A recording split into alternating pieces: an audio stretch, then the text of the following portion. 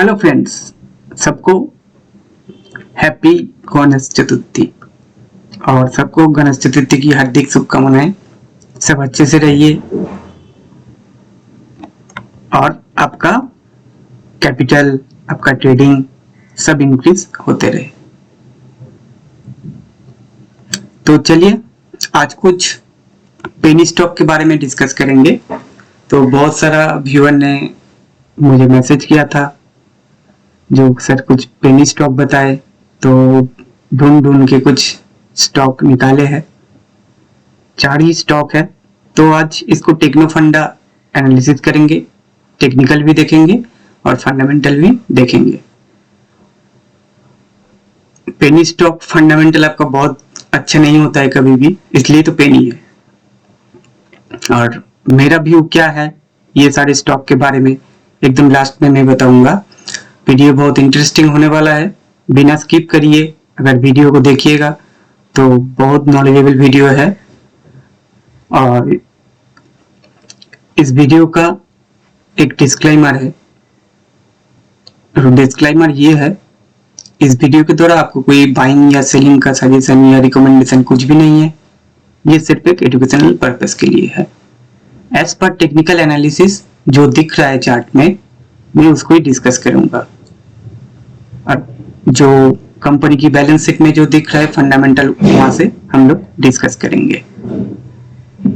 और आप किसी भी निवेश से पहले आप अपना फाइनेंशियल एडवाइजर से जरूर बात कर लीजिए। तो चलिए बिना टाइम वेस्ट किए स्टार्ट करते हैं। पहला जो स्टॉक है ना, Rama steel, almost 20% last day में भागा है, उससे पहले भी भागा है। स्टॉक नीचे से ये जो लेवल है 10 रुपया वाला, 8 से 16 रुपया डबल हो गया। किसी ने अगर यहाँ से लिया तो उसका पैसा डबल, इसलिए तो ये पेनी होता है।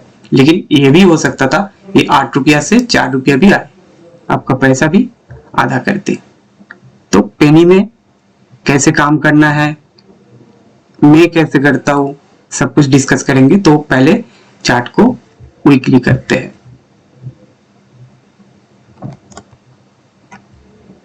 थोड़ा बड़ा टाइम फ्रेम में देखने से क्या पता चलता, क्योंकि बड़ा व्यू आपका सामने में रहता है। अभी स्टॉक मल्टी ईयर ब्रेकआउट के सामने ही है, जो लेवल है 17 के ऊपर अगर डेली क्लोजिंग हो गया तो इसी स्टॉक में एंट्री लिया जा सकता है। और इसका जो टारगेट बन सकता है यहां से 24 फर्स्ट टारगेट,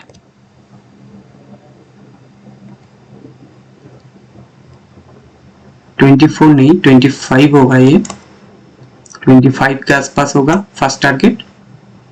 और सेकंड टारगेट होगा 35 और इसका फाइनल टारगेट बन सकता है 99 के आसपास। यहाँ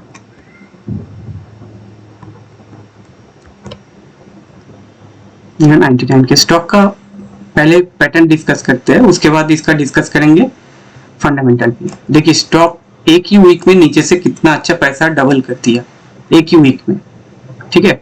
और इसका वॉल्यूम का पिकअप देखिए, यहाँ से कितना मस्त वॉल्यूम आया। स्टॉक का एक पैटर्न है, पैटर्न अब देखिएगा, यहाँ जब बड़ा वॉल्यूम आया था उसके बाद stock back to back 2 week volume आया, उसके बाद थोड़ा टाइम पास किया, उसके बाद स्टॉक भाग गया ऊपर। तो सेम पैटर्न, बड़ा वॉल्यूम आया, इसके ऊपर चलेगा 17 के ऊपर, तो ये स्टॉक बहुत दूर तक जा सकता है। और मैं कैसे काम करता हूँ ये लास्ट में डिस्कस करेंगे पेनी में। और चलिए इसका फंडामेंटल एक बार देख लेते हैं। रामा स्टील ट्यूब, ये बिल्डिंग प्रोडक्ट के अंदर आता है, पाइप बनाते हैं, स्टील पाइप बनाते हैं ये लोग। तो और इसका जो पीयर कंपनी है, देखिए एस्टल है, एपीएल एपोलो है, रतनमणि मेटल है, जिंदल साउ है, फिनोलेक्स इंडस्ट्रीज है, तो इसका पीयर कंपनी है ये सब। तो कंपनी का पहले हम लोग देख लेते हैं बैलेंस शीट। बैलेंस शीट में देखिए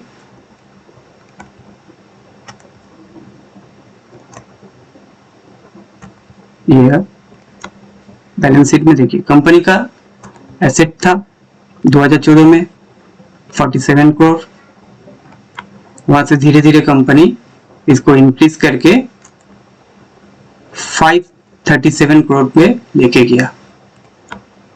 करंट एसेट इंक्रीज हुआ। उसके साथ नॉन करंट एसेट को मैं उतना ज्यादा वैल्यू नहीं देता हूँ, क्योंकि करंट एसेट जो है इसको ज्यादा मैं वैल्यू देता हूँ। फिर भी अगर दोनों मिला के देखिएगा टोटल एसेट ऑलमोस्ट 2022 से 2023 में ऑलमोस्ट डबल हो गया। तो कंपनी का एसेट इंक्रीज हो रहा है, और उसके साथ कंपनी का लाइबिलिटीज एक बार देख लेते हैं। लाइबिलिटीज देखिए, टोटल लाइबिलिटीज था कंपनी का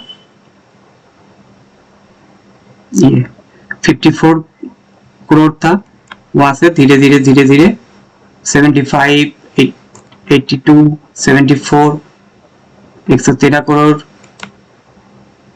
उसके बाद 149, 147, उसके बाद 22 में 231 करोड़ इसका लाइबिलिटीज हो गया।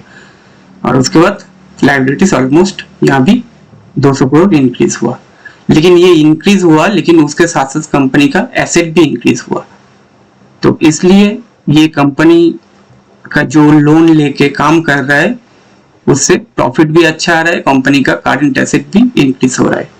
तो इसलिए ठीक है, इसमें कोई दिक्कत नहीं है। और इनकम अगर देखा जाए तो देखिए कंपनी का इनकम कैसे ग्रो हो रहा है। रेवेन्यू 2016 में 245 करोड़ था, धीरे धीरे इंक्रीज हुआ।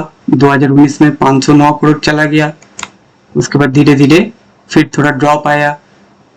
उसके बाद 2022 में अच्छा इंक्रीज हुआ 777, उसके बाद 2023 में भी अच्छा इंक्रीज हुआ, और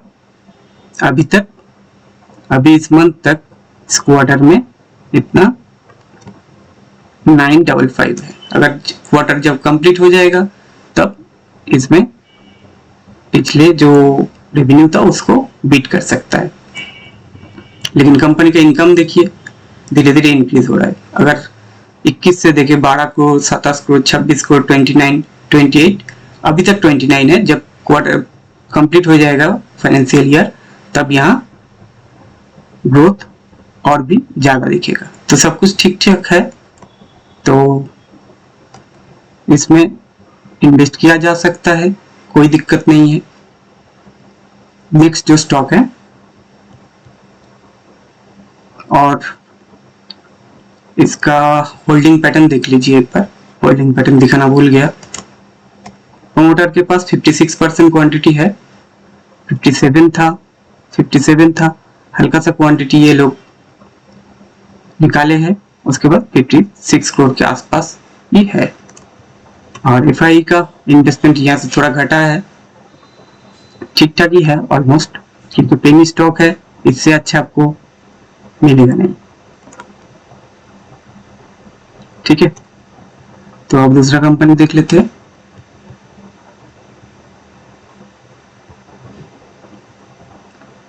कैलिफोर्निया सॉफ्टवेयर। कैलिफोर्निया सॉफ्टवेयर का जो चार्ट का हिसाब से जो पैटर्न है ना, ये जो लेवल है 27 का लेवल, 27 कर देते हैं इसको। 27 का लेवल बहुत बढ़िया है। इसको ब्रेक करेगा तो सीधा जाके 52 हिट करेगा। पहले यहाँ से हल्का एक रेजिस्टेंस है 37 के आसपास, पहले यहाँ से जाएगा तो 10 पॉइंट तो भागेगा। उसके बाद 52 से पहले कोई स्टॉप नहीं है, और फाइनल स्टॉप इसका जो है वो है 112। 112 इसका ऑल टाइम हाइक है, 112 के आसपास तक जा सकता है ये स्टॉक। तो चलिए इसका फंडामेंटल एक बार देख लेते हैं। कैलसॉफ्ट,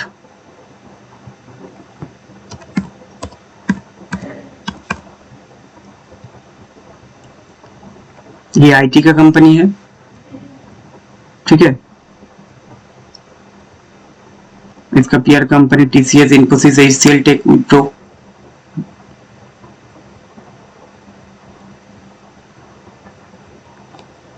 रेवेन्यू देख लीजिए,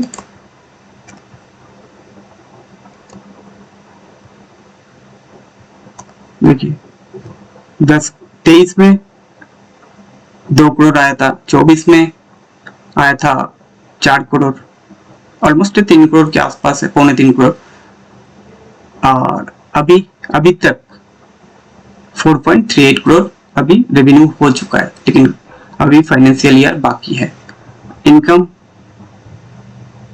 यहाँ था 22 में बहुत अच्छा हुआ था, 2 करोड़ के 3 करोड़ के आसपास इनकम था, उसके बाद ड्रॉप आया, उसके बाद फिर इंक्रीज हुआ, फिर धीरे धीरे ये इंक्रीज होने जा रहा है, क्योंकि इससे पहले जो क्वार्टर नहीं फाइनेंशियल ईयर में हुआ था तो उसके आसपास ही है, तो ये इंक्रीज हो जाएगा। और 22 में था 4.56, सॉरी ये मैंने ईपीएस देख लिया। तो ठीक है, कंपनी धीरे धीरे इम्प्रूव करने की कोशिश कर रहा है। 2022 में अच्छा कंपनी ने रिजल्ट दिया था, उससे पहले उतना खास रिजल्ट नहीं था इसके पास, लेकिन उसके बाद सडनली इसमें ड्रॉप आया और कंपनी धीरे धीरे ओवरकम करने की कोशिश कर रहा है, तो ठीक ठाक है। बैलेंस शीट देख लेते हैं एक बार। हाँ, इसमें डेप्थ का थोड़ा प्रॉब्लम है, क्योंकि लाइबिलिटीज इन लोगों के पास ज्यादा है। टोटल लाइबिलिटीज देखिए धीरे धीरे इंक्रीज होते जा रहा है, 8 करोड़ 11 करोड़ 13 करोड़, लेकिन अभी तक जो है यहाँ थोड़ा रिड्यूस हुआ है, ये अच्छी चीज है। 13 करोड़ था, वहां से 9 करोड़ हो गया, ठीक है 24 में, तो ये बात सही है। और एसेट कंपनी का ठीक ठाक ही है, ऑलमोस्ट थोड़ा रिड्यूस हुआ है टोटल एसेट 25 से 21, लेकिन यहाँ डेप भी आपका जो लाइबिलिटीज है कंपनी का वो भी रिड्यूस हुआ है। तो ऐसे जब सिनेरियो होता है तब कंपनी शायद कुछ अपना एसेट बेच के कुछ लाइबिलिटीज को पे किया है। ठीक ठाक है। इसका होल्डिंग देख लेते हैं एक बार। प्रमोटर के पास 35% है, 35% ये लोग होल्ड कर रहे, ये अपना माल नहीं बेच रहे, और बाद बाकी रिटेलर के पास है, रिटेल्स एंड अदर पार्टीज जो होता है। ठीक ठाक है, फंडामेंटल एकदम बहुत बढ़िया नहीं है, खराब भी नहीं है। तो ये 27 के ऊपर 37 के ऊपर 52 और फाइनल टारगेट 112 के आसपास तक जा सकता है। उसके बाद देखते हैं लाल, इसका पैटर्न देखिए। स्टॉक ने क्या किया, स्टॉक ने यहां से नीचे आया था, बहुत बड़ा ब्रेकआउट दिया था, और उसके बाद ये जो हाई लगाया था इसको रिटेस्ट करके धीरे धीरे ऊपर जाने की कोशिश कर रहे। ऊपर में जो रेंज बनाया था 29 के आसपास, उसको ब्रेक किया और बहुत बड़ा वॉल्यूम के साथ ब्रेक किया। तो स्टॉक का पैटर्न बहुत बढ़िया है।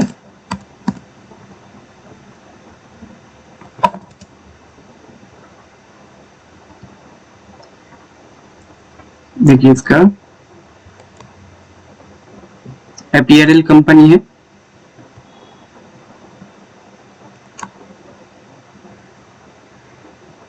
पेज इंडस्ट्री, डिमाउंट्स, साफरी इंडस्ट्रीज इन लोगों के पेयर है। और कंपनी का बैलेंस शीट, पहले इनकम देख लेते हैं उसके बाद बैलेंस शीट देख लेंगे। इनकम तो धीरे धीरे इंक्रीज हो रहा है, यहाँ दिखा रहा है।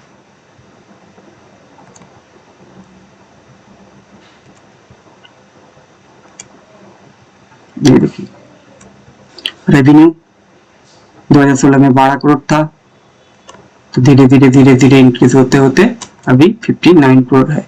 तो लास्ट जो फाइनेंशियल ईयर था 56 करोड़ था, अभी टिल मंथ 59 करोड़ हो गया।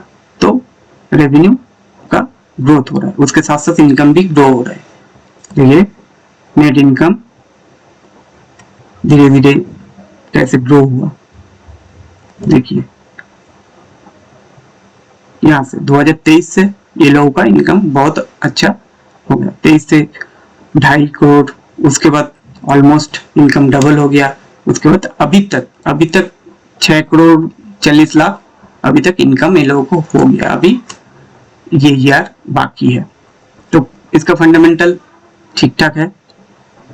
और एक बार कंपनी की लायबिलिटीज देख लेते हैं। लाइबिलिटीज कंपनी का यहाँ से यहाँ डबल हो गया था 22 से 21 से 22 पे और कुछ डबल हो गया था, लेकिन कंपनी का इनकम भी डबल हो गया था उसके साथ साथ। 2023 में 8 करोड़ के आसपास इन लोगों का, 8 करोड़ नहीं 17 करोड़ के आसपास करेंट लाइबिलिटीज है। टोटल मिला के यहाँ 15 से 22 हुआ था, 22 से 26 हो गया था। ठीक ठाक है, उतना डेप्थ कुछ नहीं है। होल्डिंग प्रमोटर ने थोड़ा माल डिक्रीज किया, ज्यादा नहीं, 62%, उसके बाद 61% 2024 में ही, उसके बाद 59%, अभी 57%। प्रमोटर अपना कुछ हिस्सेदारी बेचे है, यही एक नेगेटिव पॉइंट है इसमें। इसके अलावा सब कुछ ठीक ठाक है और रिटेल के पास ज्यादा है, ठीक ठाक है ये कंपनी भी। उसके बाद SBC, अच्छा इसका टारगेट यहां से अगर चलेगा स्टॉक सीधा जाके हिट करेगा 42 के आसपास। अगर 42 ब्रेक होता है 42 तो ये सीधा जाएगा 58 के आसपास जाएगा और इसका भी फाइनल टारगेट 99 हो सकता है।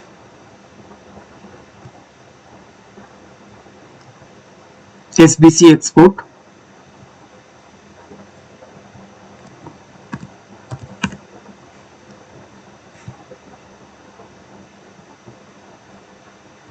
इसका चार्ट पैटर्न देखिए, बहुत ही बढ़िया है। स्टॉक नीचे से धीरे धीरे करते करते ऊपर आया, यहाँ से एक डीप लगाया बहुत बड़ा, उसके बाद ऊपर गया, यहाँ से एक कप एंड हैंडल पैटर्न बनाया, उसके बाद उसका ब्रेकआउट भी मिल चुका है। तो स्टॉक यहाँ से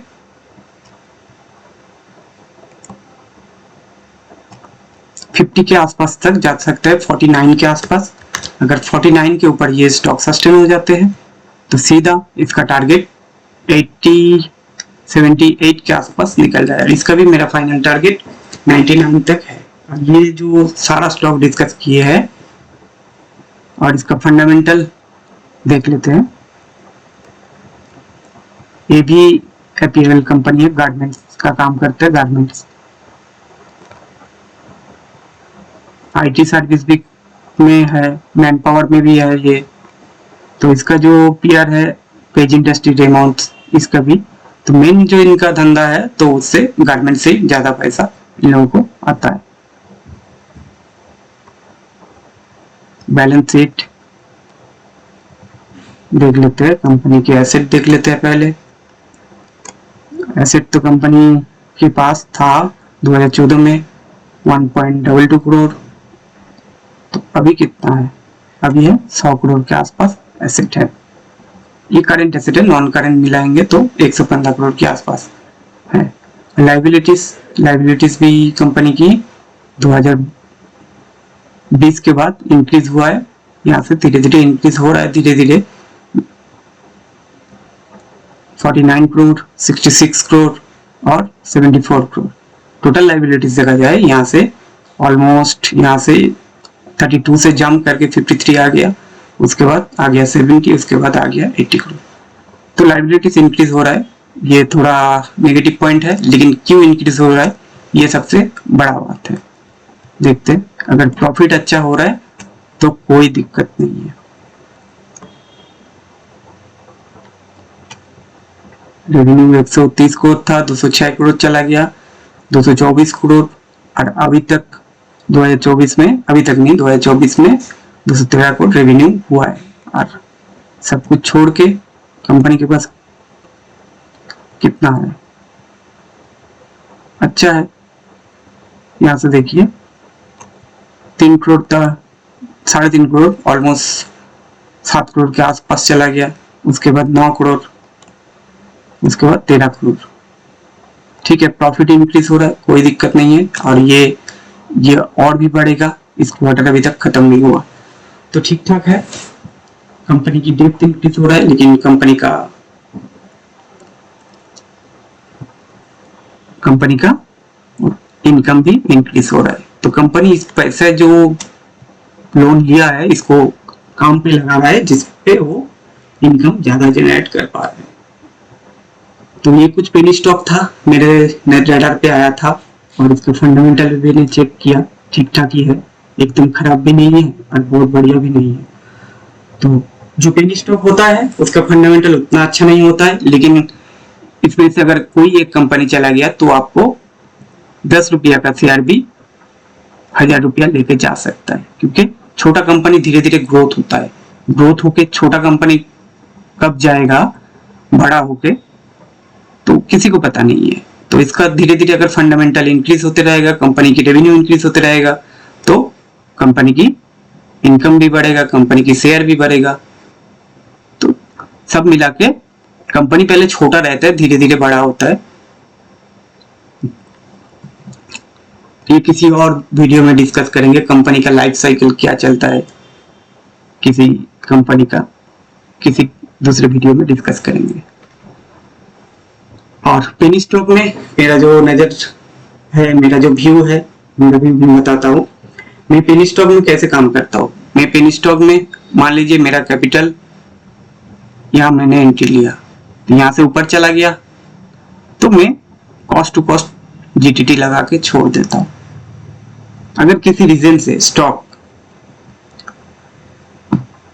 100% हो गया या 50% हो गया तो मैं कुछ क्वांटिटी बुक करता हूँ और कुछ छोड़ देता हूँ। मेन जो बात है, आपका जो कैपिटल है उसको निकाल लो, प्रॉफिट का पैसा छोड़ दो, जहां तक जाए जाए, नहीं जाए जीरो हो जाएगा, क्या दिक्कत है। मेरा कैपिटल तो निकाल लिया, कैपिटल आपका टैक्स सब कुछ मिला के जितना पैसा हो रहा है उसी हिसाब से आप निकाल लो, उसके बाद इसको छोड़ दो।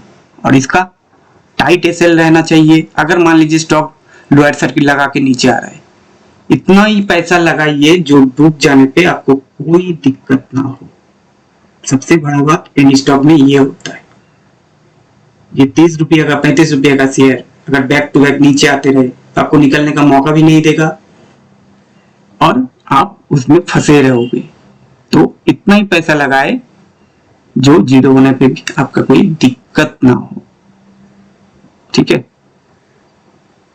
तो यही मेरा मेन बात है। और वीडियो का जो डिस्क्लेमर है वो तो पहले ही बता दिया।